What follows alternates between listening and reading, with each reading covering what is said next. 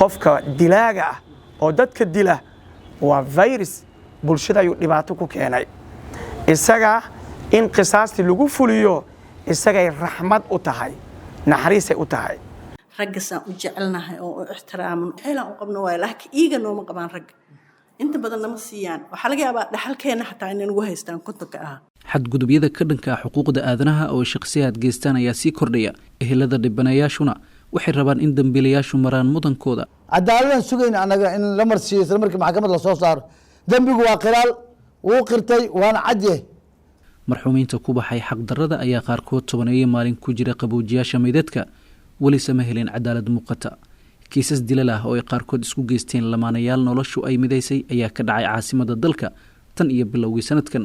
welina laamaha amnigu waxay baadi goobayaan eedeysanayaal baxsad ah halka ay gacanta ku hayaan in kale gugan ayaa la kowsaday falal guracan oo bulshada argagax geliyey waxyaabaha lala anfariiro waxaa ka mid ah in nin xaaskiisa oo uur leh uu dab qabadsiiyo waxyeeladii ka soo gaartay dabkaasna ay u geeriyooto falkan ayaana ka dhacay 28kii bishii January degmada Dharkinley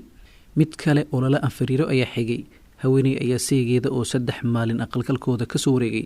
ayagoo ku dishay 8 bishii February degmada Dharkinley sida ay sheegeen dad la hadlay warbaahinta maalin kadib hooyo iyo labadeeda wiil ayaa bareeyay seegii u dhaxay oo caruurta adeer u ahaa waxna kala soo koriyay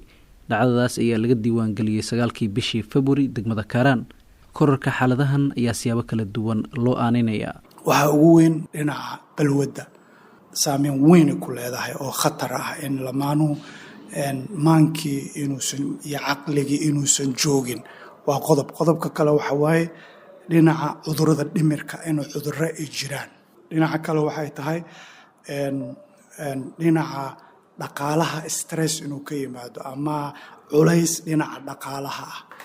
waxa kaloo jirto khilaafiyo dhinaca awoodda ah oo labadii qof awoodii maaragtay stress uu dhinacaas ka yimaado macnaha waxaasoo dhan markii la yidhaahdo isbiirsadaan waxay keenaan sideedaba hadallo xushmad darro aflagaado maskixiyan oo qofka kala liido gacanqaad macnaha tallaabooyin yaryar ilaa heerka uu gaaro in qofkii kale uu dhaawac nafti uu gooyo haweenka ayaa u arka inay yihiin dhibanayaasha u badan ee waxyeeladu soo gaarto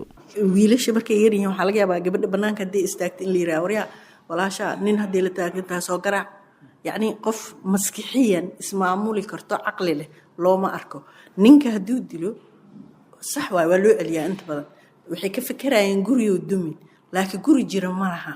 guri uusan jecel oolin kala dambeyn oolin wax loogu celiyo waa qadaan gabdho badanna saasaa lagu dilaa moogta marka dhibaatada koriinka horo gabdhaha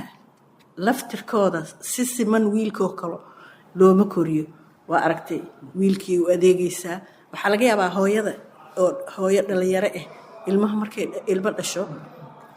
gabadha 7 sano markay gaarto inay xataa ilmaha inta u dhiibto ugu tagaysa cadaalad maaha idoonan gaarin weli waqti ay ilmo hayso waqti ay ciyaari laheedaa loo dhiibaa ilmahaas qaarkood kuwa qaarkood waxaa laga yaabaa inay dilaan meelahan ka arkay ilmo biyo madax u geliya because ciilkaa ka batay hawshii la rabay looma dhiibin marka qaladaadka badan wuxuu ka bilowdaa gurigu ka bilowdaa qof kasta ayaa raadinaya cadaalad kuwa lagu tiriyo inay ka mid yihiin beelaha awoodda leh qudhooda waxay tabayaan helidda cadaalad haddaba sidee ayay cadaaladdu u qaabaysaa nolosha dadka hadafka koowaad waxa weeyaan al-insaaf in la helo gar in la helo علشان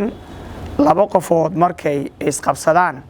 mid baa gar leh mid baa gardarada saaran cadaalad waxay leedahay adiga ayaa gardaran adiga ayaa gar leh cadaalad ayaa dhahaysa cadaaladda hadafkeeda labaad waxa weeyaan in bulshadu ay hesho almusaawaat inay siman yihiin sinaan inay xaqiijiso sidoo kale waxa la yiraahdo tawaasun isku dheelitirnaanta bulshada cadaaladda ayaa keenayso isku dheelitirnaantu waxaa laga wadaa noloshan ilaahay subxaanahu wa tacaala ayaa qaybiyey ahum yaqsimuuna raxmata rabbik naxnu qasamnaa baynahum maciishatahum fi lxayaati addunya dadka maciishadoodii ilaahay baa qaybiyey subxaanahu wa tacaala marka haddii cadaalad la helo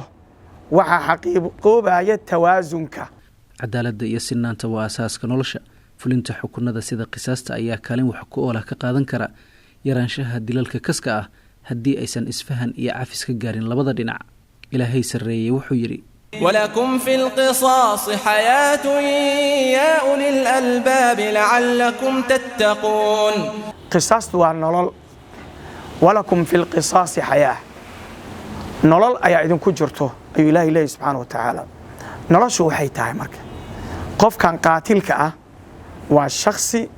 أو جريمة كل عيويان وهو كبحي حسنجي أو كجري أيو كبحي وحسانة دي شريعة الإسلام كا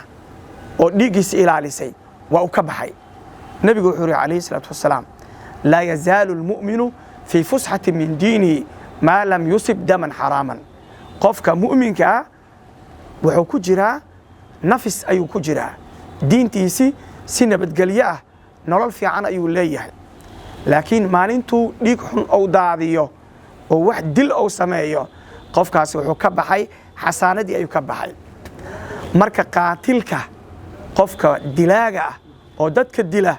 waa virus bulshada ayuu dhibaato ku keenay.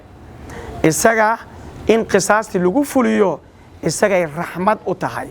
naxariis ay u tahay, bulshadiina naxariis ay u tahay, nolol ay u tahay. waayo shaydaan iyo naf ayaa dadkii la xiriira.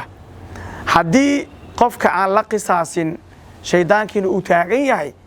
dilkii waa badanaa ma istaagayo وسي سعنايا سي أمداني نظيفك أو نولاتو وحلاق الأحساريا شخصيا ظالمك قاتلك أيا لك بحنايا أيضا الله دانينا يقبل شداسي shalaydu waa tan dambaysa ha yeeshee mar kasta waxaa mudnaanta leh ka hortagga. haddii dambiilayaashu marin wadada cadaaladda waxay sii badin kartaa dembiyada dilalka waana tan xilligan keentay inay sii kordhayaan.